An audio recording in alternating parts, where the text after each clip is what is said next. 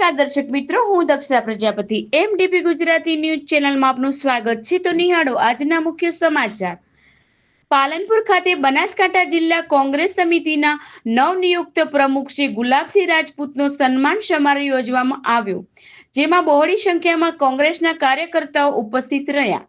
આગામી સમયમાં બનાસકાંઠા જિલ્લાના તાલુકા જિલ્લા પંચાયતની ચૂંટણીમાં કોંગ્રેસનું સંગઠન મજબૂત બને તેવા સંકલ્પ કરવામાં આવ્યો।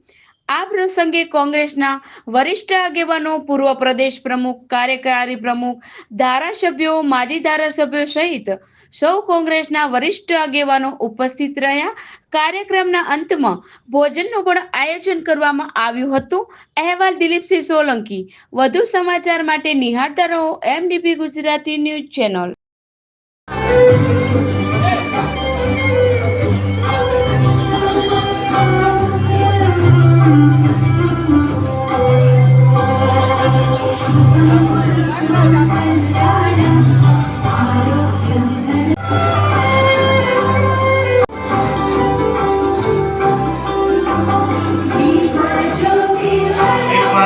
એ માટે ઘણો આપણો લાંબો વિસ્તૃત કાર્યક્રમ છે। આપણે ઘણા મહાનુભાવોને સાંભળવાના પણ છે। નામ બોલવામાં આવે મિત્રો, એ જ સ્ટેજ ઉપર આવે એ પ્રોટોકોલથી આજની સભા આપણી ચાલી રહી છે, કાર્યક્રમ ચાલી રહ્યો છે। અને ઝડપથી મિત્રો વધુ સમય ન લેતા ની અંદર ભારતીય જનતા પાર્ટીની સરકારને જે પડકાર ફેંક્યો છે કે આવનારા દિવસોની અંદર ગુજરાત રાજ્યમાં અમે સત્તા પરિવર્તન કરીને બતાવશું કે સત્તા પરિવર્તન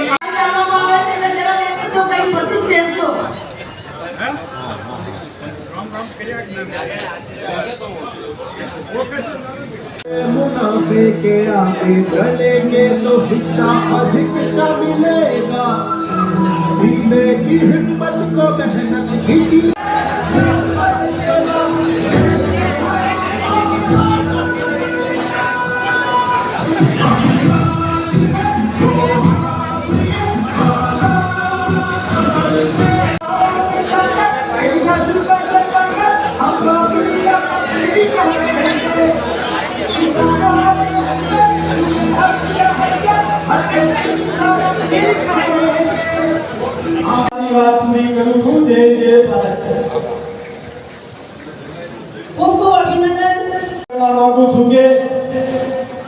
અગાઉ પણ બનાસકાંઠા જિલ્લામાં જે સંગઠન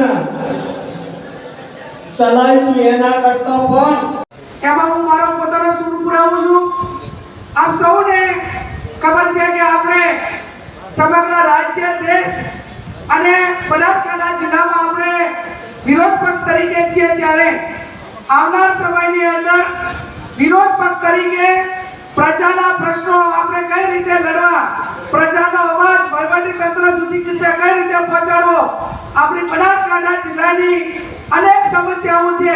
વર્તમાન સમયની અંદર 1 થી 5 ધોરણમાં સોલંકી, એઆઈસીસી ના સેક્રેટરી રામકિશન ઓજાજી, બનાસકાંઠાના આપણા સાંસદ જ્ઞાનીબેન ઠાકોર, હમણાં જેમણે પદ ગ્રહણ કર્યું તેમાં મહેસાણા જિલ્લા કોંગ્રેસના પ્રમુખ બળદેવજીભાઈ ઠાકોર, મારી સાથે કોંગ્રેસ પરિવારના કાર્યકારી પ્રમુખ ઇન્દ્રજીતભાઈ ગોહિલ, અમરતજીભાઈ, કાંતિભાઈ ખરાડી, પૂર્વ આપણા જિલ્લા પ્રમુખ ભરતસિંહભાઈ, તમામ કોંગ્રેસ પરિવારના મિત્રો અને આપણે બધા જેને હાથ મજબૂત કરવા માટે ઉપસ્થિત થયા છે તો એકદમ ગુલાબ જેવા ખીલ્યા છે, લાલ ચટક ગુલાબસિંહભાઈ રાજપૂત, તમામ મિત્રો।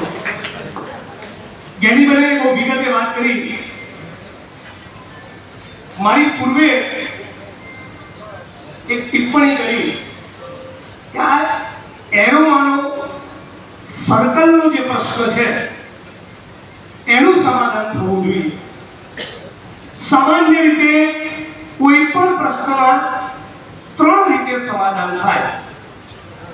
એક તો 100 ચોરસ વારના 32 પ્લોટ નિયમ પ્રમાણે આપવા પાત્ર હોય અને છતાં ના આપતા હોય તો તમે હાઈકોર્ટમાં પિટિશન ફાઇલ કરી શકો।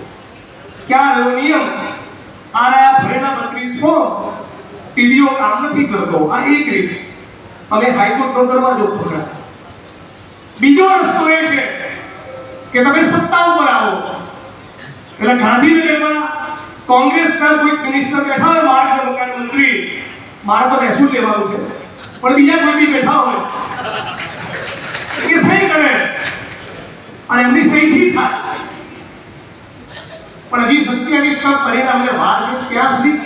રસ્તો છે. રોડ ના બનતો હોય તો રોડ ઉપર ઉતરવાનું શીખો તો બનતો થશે. हर जोर जुलम की टक्कर पे संघर्ष हमारा नारा है. હું મારા જાહેર જીવનના 8-10 વર્ષના